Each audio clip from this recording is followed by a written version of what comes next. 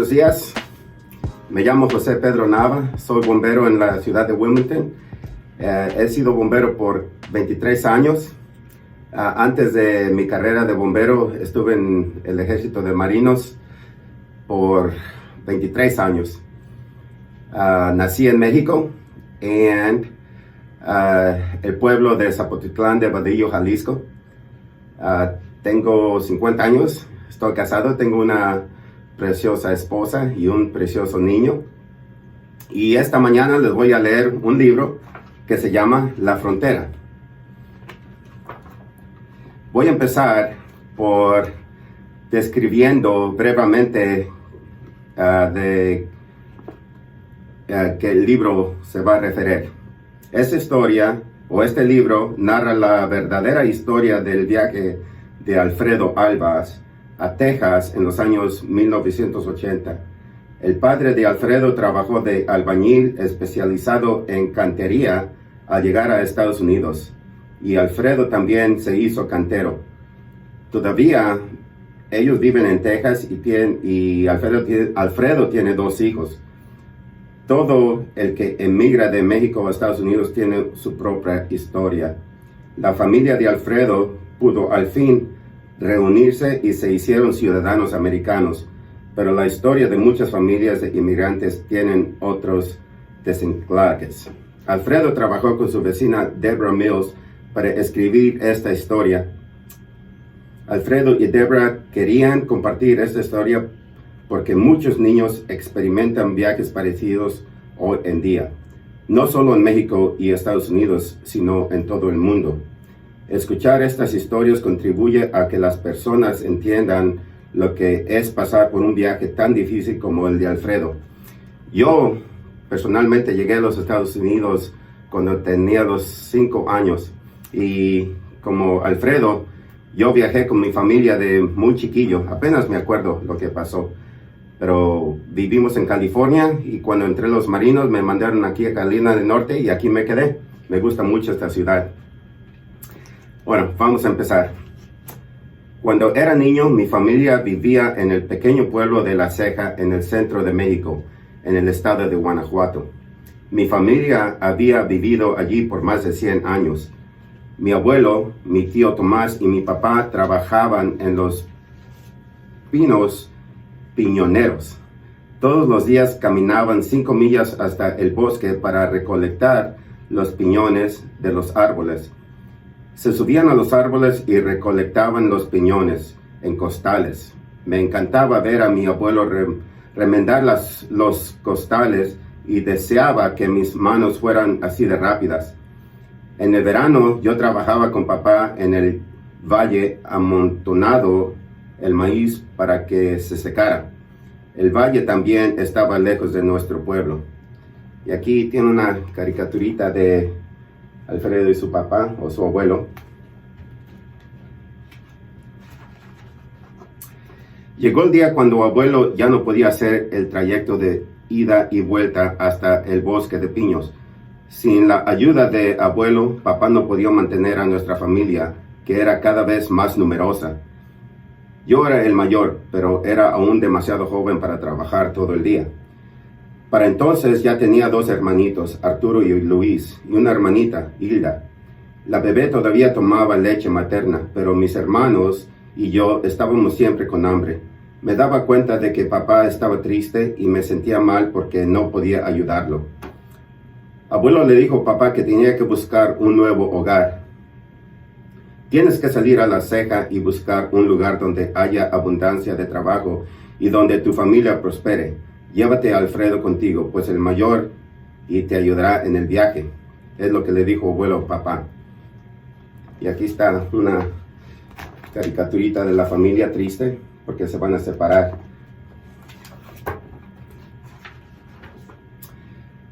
Me entristecería la ida de dejar a mi hogar. Iba a extrañar a mi burro Fernando. Habíamos nacido en el mismo año y lo quería mucho. Iba a extrañar a mi abuelo y al tío Tomás. Iba a extrañar los juegos con mis hermanitos y mis amigos. Y no quería ni imaginarme cómo sería dejar a mamá. Tenía hambre, sí, pero no quería que cambiara mi vida. Al día siguiente llegaron unos hombres desconocidos al pueblo. Vi a papá hablar en voz baja con el hombre al que todos llamaban el Coyote. Papá le dio dinero. Él no aceptaba pesos, solo dólares americanos. Luego los hombres se fueron. Le pregunté a papá por qué llamaban Coyote al hombre. Papá me dijo, se llama así por el animal. El coyote es famoso por su comportamiento sigiloso y astuto. Es solitario y tímido con los desconocidos, al igual que este hombre, pero necesitamos su ayuda en nuestro viaje. Tío Tomás anunció que íbamos a tener una fiesta de despedida y que iba a asar el puerco de la familia. Toda la gente del pueblo vino a la fiesta, desde el más viejo hasta el más joven. La fiesta duró todo el día y toda la noche. Nos llevamos de tortillas, arroz, pan de maíz y mucho más. Mi primo Francisco tocó el acordeón y hubo baile, abrazos y besos. Cantamos mi canción favorita, Amor Eterno. Mi mamá me llevó al pozo que había detrás de la casa y me pidió que me sentara. Me miró a los ojos y me dijo, tienes mucha suerte de ir en este viaje especial con tu papá. Debes ser fuerte. Imagínate que eres un pajarito que no necesita mucha comida o bebida para seguir volando hacia el norte, así como las golondrinas que vemos todas las primaveras. Y Alfredito, no te olvides, te amo mucho, mucho. No me dijo que no la vería ni a ella ni a mis hermanos y hermanas por muchos años. Y aquí está una caricaturita de él y su mamá. Tristes. Papá y yo salimos temprano a las mañanas siguientes. Caminamos hasta la estación de autobuses y esperamos el autobús para Ocuña. Era temprano y no había nadie en la calle. Algunas personas estaban sentadas en las bancas esperando el autobús, pero nosotros nos quedamos apartados y en silencio. En Acuña nos encontramos con el Coyote, el desconocido que había venido a la casa. El Coyote no nos puede decir nunca su nombre, dijo papá. Sabe que tiene muchos enemigos, como el astuto Coyote de quien tomó el apodo. El Coyote nos llevó a la orilla del río Bravo. Nos escondimos en la hierba alta hasta que anocheció. El Coyote nos dio una llanta vieja para usar de flotador y nos dijo que se encontraría con nosotros al otro lado en los Estados Unidos. Papá y yo tomamos la llanta e intentamos cruzar, pero la corriente era muy fuerte. Nos deslizamos a lo largo de la orilla hasta que llegamos a un lugar menos profundo. La luna brillaba con fuerza sobre el agua. Se veía hermosa. Nos pusimos los costales en la cabeza y nos metimos en el río en silencio y rápidamente. Cuando el río se hizo más profundo, papá agarró mi costal y me amarró a él con una soga. Yo me abracé a su cuello. La corriente era fuerte, pero el agua no llegó a cubrir la cabeza de papá. Yo no tenía miedo, pero me alegraba de que tuviéramos la luz de la luna para guiarnos a cruzar. Y aquí una caricaturita de ellos cruzando el río. Tan pronto como llegamos al otro lado, buscamos al Coyote, pero no lo vimos. Yo estaba contento, pero me di cuenta de que papá estaba preocupado. El Coyote había desaparecido, llevándose el dinero de papá. Ahora tendremos que encontrar solos el camino, Alfredo, suspiró papá. Comenzamos a alejarnos de la frontera y del río Bravo. Yo corrí hasta que mis piernas no podían avanzar más. Entonces papá me cargó hasta que él también se desplomó. En la mañana me di cuenta de que había dormido encima de unas piedras. Estaba tan cansado que no había sentido las piedras en toda la noche. Comenzábamos a caminar todos los días al amanecer y caminamos durante 5 días. No había senderos y las zarzas me rasgaron la ropa. Tenía muchos rasguños. Cuando me sentaba o dormía en el suelo me picaban las hormigas rojas y siempre estaba atento por si veía escorpiones o víboras. Cruzamos una montaña grande, era empinada y rodaban piedras que me pegaban en las piernas. No me quejé y me esforcé por mantener el paso con papá. Cuando me vine a dar cuenta, habíamos dejado atrás la montaña. Y aquí una caricaturita de ellos caminando. Al otro lado había un valle gigante. Caminamos hasta llegar a las vías del tren.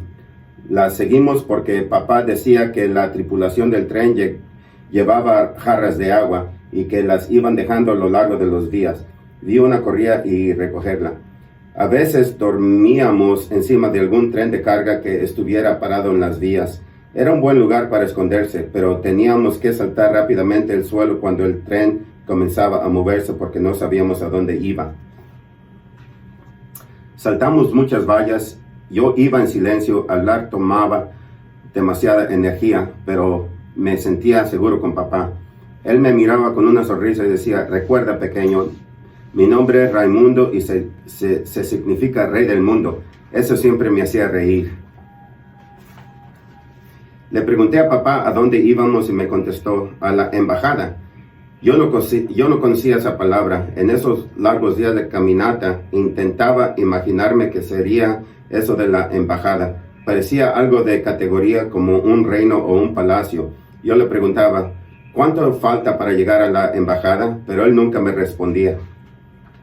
Al final del sexto día llegamos a una choza destartalada. Tenía un letrero en español: está abierto, tomen lo que necesiten y no destruyan nada. Gracias. Dormimos en la choza. Yo respiré aliviado. Estaba tan contento de no tener que dormir en el suelo y preocuparme por las hormigas rojas, las víboras o los escorpiones. Papá dijo que estábamos esperando a un hombre llamado Isidro, un amigo de abuelo. Isidro llegó en su camioneta al día siguiente. Pude leer la placa, decía Texas. Me quedé profundamente dormido en esa camioneta, seguro y amiga. Aquí está la caricatura de la camioneta.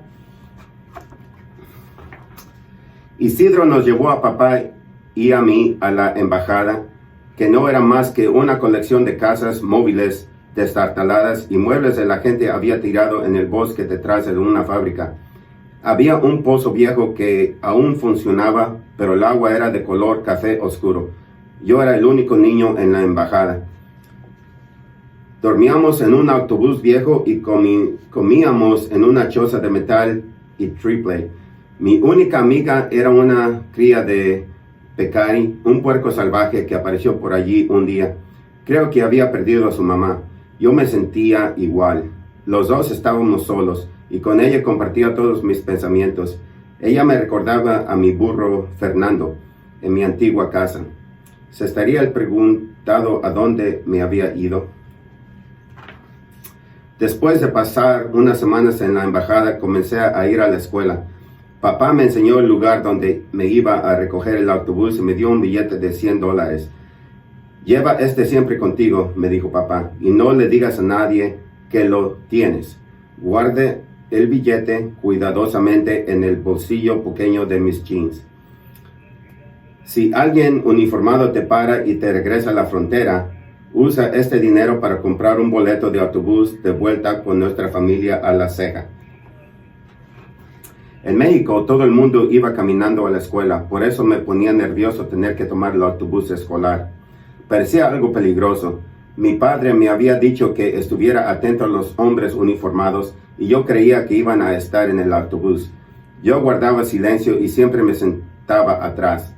Al pasar unas semanas me sentía más seguro en el autobús, pero en el salón de clase me sentía solo. No hablaba inglés y no entendía nada. Sentía las miradas de los otros estudiantes y sabía que hablar de mí. Aquí están, en el autobús, yendo a la escuela. Un día un niño llamado Antonio entró a nuestro salón y preguntó por mí. Era 2 años mayor y hablaba español. Me di cuenta de que él les caía bien a los otros niños y que ellos estaban celosos de que viniera a verme. A partir de ese día todo comenzó a mejorar. Mis compañeros me ayudaban con la pronunciación de palabras en inglés, usaban sus manos y caras para enseñarme los números, las figuras, los sentimientos, los nombres y las partes del cuerpo. Cuántas palabras y cómo a mí se me daban bien las matemáticas, también los ayudaba. Creo que mi maestra me había enviado a Antonio. Yo quería agradecerle, pero todavía no sabía las palabras adecuadas. Al terminar el verano, empecé a sentir que yo era parte del país. Ya podía hablar algo de inglés y podía conversar con mis nuevos amigos. Siempre en el fondo de mi corazón estaba mi familia. Extrañaba a mamá, a mis hermanos y a mi hermanita, pero me gustaba mi nueva vida. Me estaba volviendo tejano. En noviembre de ese año, el presidente Reagan concedió la amnistía a millones de inmigrantes, lo que significaba que podíamos comenzar con el largo proceso de solicitar la ciudadanía. 4 años después, un día papá me recogió a la escuela en su camioneta y me dijo: hoy vamos a hacer un viaje muy especial a la ciudad que se llama El Paso, en la frontera. Yo no quería ir, pero papá me prometió que esta vez no tendría que dormir encima de piedras ni preocuparme de coyotes. El viaje duró muchas horas. Era primavera y recuerdo que las plantas silvestres a lo largo de la carretera estaban llenas de flores. Cuando llegamos a El Paso, me quedé sin palabras al ver las caras que había extrañado por tanto tiempo: Luis, Arturo e Hilda, mucho más grandes, y mamá. No me podía mover. Sentí una mano en el hombro. Sabía que era de mi mamá. Me llegó al fondo del corazón. Me rodeó con sus brazos y nos abrazamos durante un largo rato. Por fin, pensé, por fin estamos juntos otra vez como familia. Está una caricaturita de la familia reunida.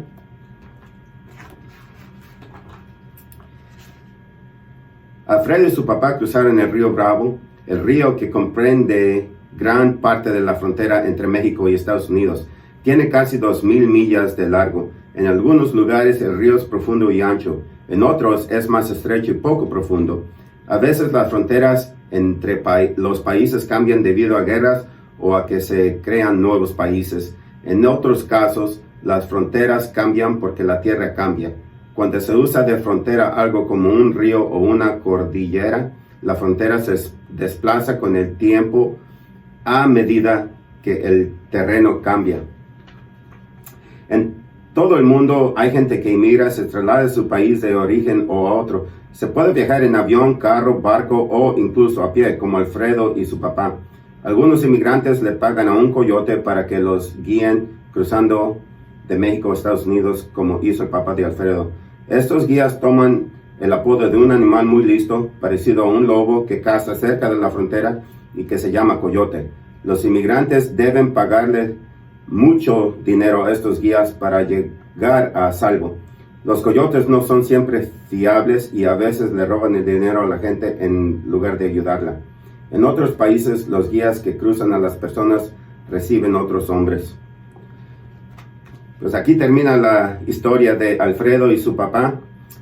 Yo tengo mucho en común con esta historia porque cuando estaba chiquito, yo llegué similarmente, y cuando nos hicimos ciudadanos, yo sentí que tenía que hacer lo más que pude para poder pagar todas las oportunidades que este país me había dado a mí y a mi familia. Así de que cuando cumplí los 17 años, entré en los marinos y serví en el ejército, y en julio de este año me jubilé después de casi 24 años de servicio. Yo estuve en Irak, Afganistán y muchos lugares donde peleé para este país que nos ha dado muchas oportunidades. Mi carrera de bombero es una carrera que he querido hacer desde chiquito, y me siento bien afortunado por haber encontrado mi carrera. Así de que pórtense bien, escuchen a sus maestras, estudien duro, y aquí en esta estación de bomberos ustedes siempre son bienvenidos. Así de que vengan a visitarnos, aquí los esperamos, y muchas gracias.